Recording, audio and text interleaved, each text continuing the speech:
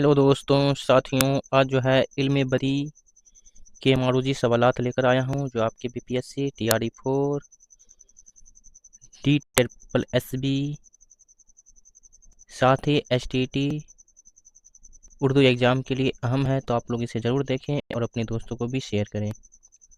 ये जो है आपकी अहम क्लास है इल्म बदी से, तो आप लोग चैनल पर बने रहें और चैनल को सब्सक्राइब ज़रूर करें।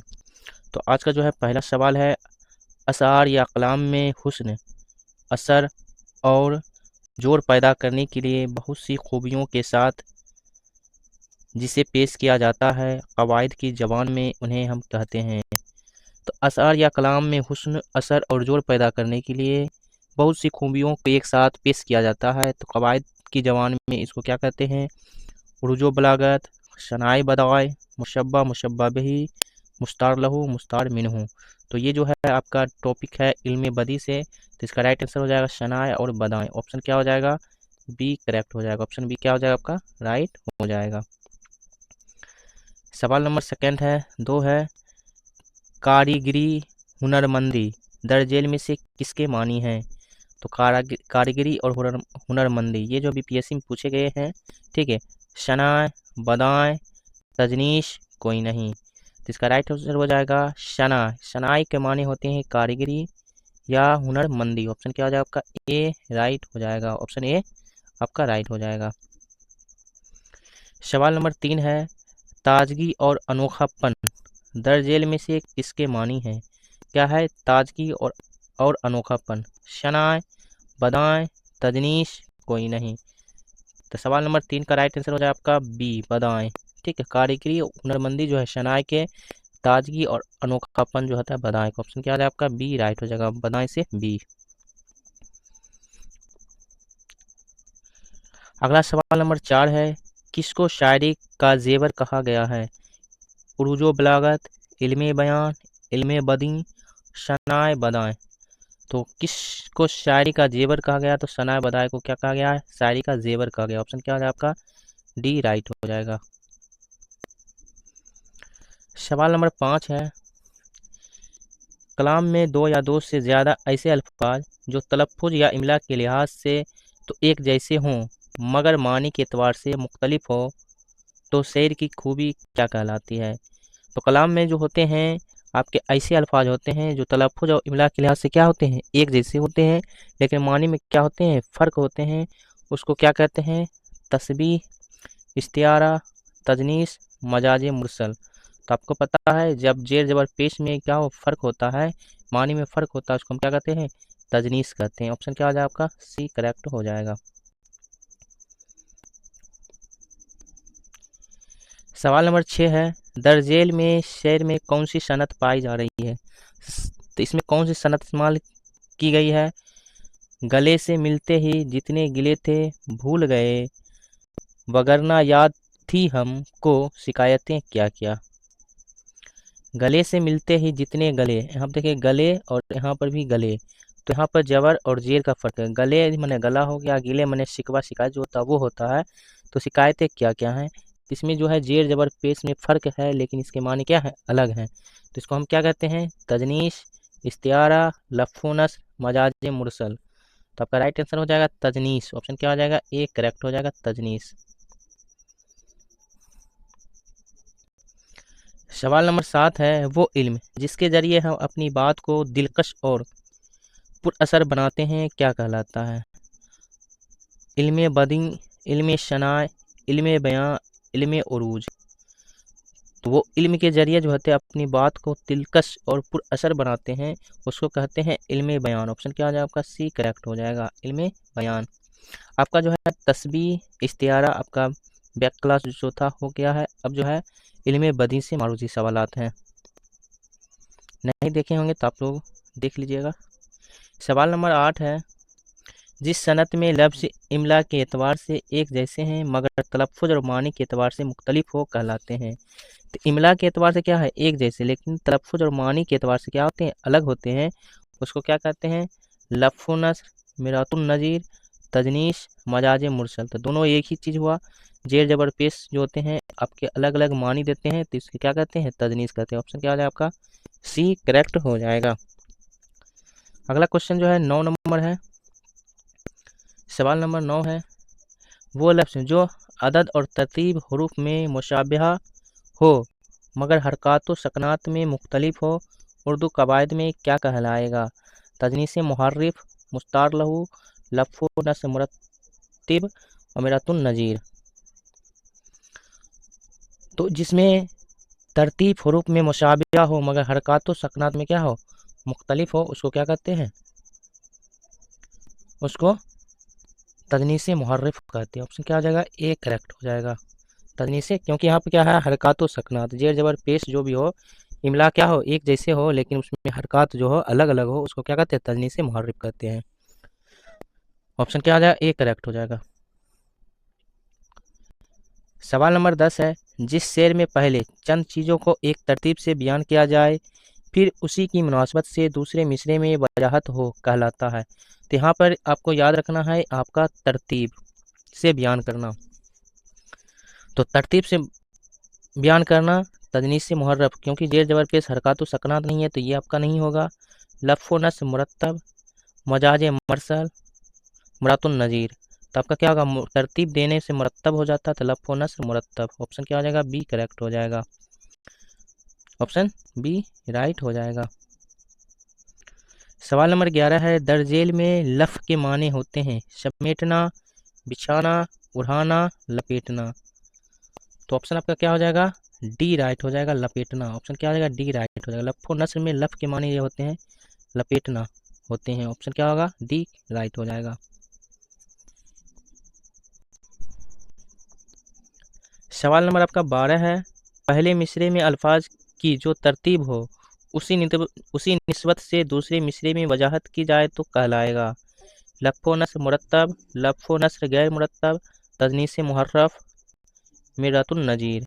तो आप कहा जा रहे हैं यहाँ पर जो तरतीब हो उसी निस्बत से दूसरे मिसरे में वजाहत किया, तो तरतीब से ही दिया हो दूसरे मिसरे में तो उसको क्या कहेंगे हम? लफ़्फ़ नस्र मुरत्तब कहेंगे। जब तरतीब से नहीं दिया हो तब वो क्या कहेगा आपको? लफ़्फ़ नस्र गैर मुरत्तब हो जाएगा। ऑप्शन क्या आ जाएगा आपका? ए राइट हो जाएगा। सवाल नंबर आपका 13 है, पहले मिसरे की तरतीब के मुताबिक दूसरे मिसरे में वजाहत उसी तरतीब से ना हो, यहाँ पर दिया गया है ना हो, तो कहलाएगा? सवाल नंबर 13 है, पहले मिसरे की तरतीब के मुताबिक दूसरे मिसरे में वजाहत उसी तरतीब से ना हो तो कहलाएगा? तो जब पहले मिसरे की तरतीब जो है उसी मिसरे के मुताबिक ना हो तो उस तरतीब को क्या कहते हैं? लफ़्फ़ नस्र मुरत्तब, लफ़्फ़ नस्र गैर मुरत्तब, तजनीस मुहर्रफ, मिर्रतुन नज़ीर। तो क्या हो जाएगा? लफ़्फ़ नस्र गैर मुरत्तब, तरतीब से ना हो तो। ऑप्शन क्या हो जाएगा आपका? बी करेक्ट हो जाएगा। 14 नंबर क्वेश्चन है, सवाल है, दरजेल शेर में कौन सी सनत इस्तेमाल हुई है? कभी जो जुल्फ उठा दे तो मुँह नज़र आता है, मुँह नज़र आता है, उसी उम्मीद पे गुजरी है शामो सुबह शाम हमें। कभी जो जुल्फ उठा दे तो मुँह नज़र आता है, इसी उम्मीद पे गुजरी है सुबह शाम हमें। तो ये क्या हो जाएगा? लफ़्फ़ नस्र गैर मुरत्तब, तजनीस मुहर्रफ, लफ़्फ़ नस्र गैर मुरत्तब और मिरातुन नज़ीर। तो आपका राइट आंसर क्या हो जाएगा?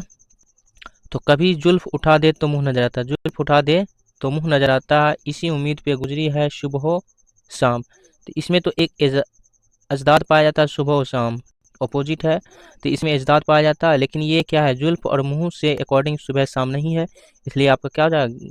लफ़्फ़ नस्र गैर मुरत्तब। अगर आपका अजदाद होता तो ये भी आपका सही होता, सुबह शाम। ठीक है, इसका राइट आंसर आपका क्या हो जाएगा? सी आपका राइट हो जाएगा। सवाल नंबर 15 है, कलाम में पहले एक ऐसा लफ्ज़ लाना जिसकी मुनासबत से दूसरे अल्फाज किसी एक मिसरे या शेर में जमा हो जाए कहलाता है?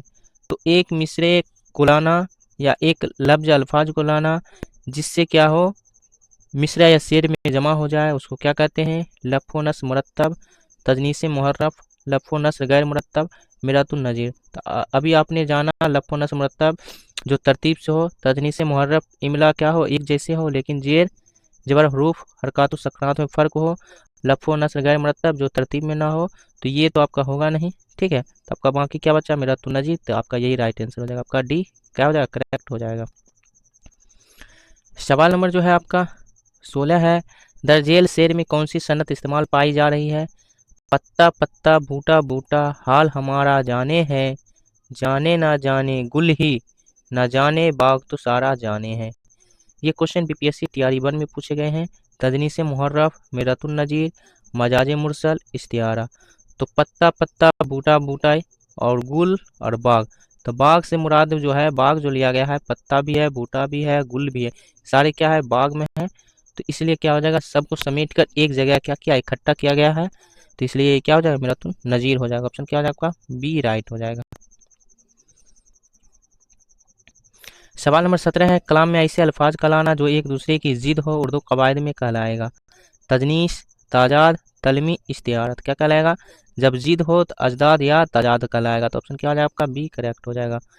तो इमला में क्या हो, हरकत सकनात और फर्क हो, तजनीस कहलाएगा। तलमी जो होगा किसी तारीखी वाक्य की तरफ इशारा हो, तलमी हो जाएगा। इस्तिआरा का माने उधार लेना होता है। ठीक है, तो आपका ऑप्शन क्या हो जाएगा, बी राइट हो जाएगा।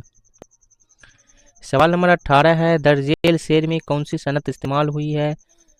ना तू जमी के लिए है, ना आसमां के लिए, जहाँ है तेरे लिए, तू नहीं जहाँ के लिए। तो यहाँ जमी आसमां क्या है, एक दूसरे का अपोजिट है। ठीक है, तो आपका क्या हो जाएगा, ताजाद, तजनीस, इस्तिआरा, तस्बीह। तो ऑप्शन क्या हो जाएगा आपका, ए अलिफ राइट हो जाएगा, ताजाद हो जाएगा। ऑप्शन ए राइट हो जाएगा। अगला सवाल जो है 19 नंबर है, कलाम में जब किसी मशहूर वाक़या, शख्स, मकाम या रवायत की तरफ इशारा किया जाता है तो उसे कहते हैं, तो अभी बताएं क्या कहते हैं, तलमीह कहते हैं। तजनीस नहीं होगा, ताजाद नहीं होगा, इस्तिआरा नहीं होगा। क्या हो जाएगा आपका, तलमीह। ऑप्शन क्या हो जाएगा आपका, सी राइट। तो जब मशहूर वाक़या, तारीखी वाक़या या मकामात या रवायत की तरफ, वाक़या की तरफ इशारा हो तो उसको क्या कहेंगे, तलमीह कहेंगे। सवाल नंबर आपका 20 है अगला, क्या वो नमरूद की खुदाई थी, बंदगी में मेरा भला ना हुआ। तो नमरूद जो है एक वाक्य की तरफ इशारा कर रहा है। तो आपका क्या हो जाएगा आपका, दर्जेल में से कौन सी सनत इस्तेमाल हुई, तजनीस, तलमी, ताजाद, मुबालगा। तो नमरूद जो है आपके एक तारीखी वाक्य की तरफ इशारा किया जा रहा है, तो आपका क्या हो जाएगा, तलमी हो जाएगा। ऑप्शन क्या हो जाएगा आपका, बी राइट हो जाएगा। टैग आप बड़े शेर में निकाल के, इसे सनत वाला में टैग वर्ड आप निकाल के रखिएगा तो इंशाल्लाह आपका सही बनेगा। अगला क्वेश्चन 21 नंबर है, सब कहाँ कुछ लालाओ गुल में नुमाया हो गई, खाक में क्या सूरतें होंगी कि पिन्हा हो गई। ये बीपीएससी टीआरई 2 में पूछे गए हैं, बीपीएससी टीआरई 2 में पूछे गए हैं सवाल। दर्जेल शेर में कौन सी सनत का इस्तेमाल हुआ है, तजनीस मुहर्रफ, तलमी, लफ़ो नस्र, हुस्ने तालील। तो जब सब कहाँ कुछ लालाओ गुल में नुमाया हो गई, खाक में क्या सूरतें होंगी, पिन्हा हो गई। तो खाक माने क्या होता है, मिट्टी। तो गुल नुमाया हो गई और खाक में क्या सूरतें होंगी। तो ये क्या हो जाएगा आपका, डी राइट हो जाएगा। क्या हो जाएगा आपका, डी राइट, हुस्ने तालील हो जाएगा। ठीक है, ऑप्शन क्या हो जाएगा आपका, डी करेक्ट हो जाएगा। तजनीस नहीं होगा, तलमी नहीं होगा, लफ़ो नस्र नहीं होगा, इसलिए आपका हुस्ने तालील आपका राइट हो जाएगा।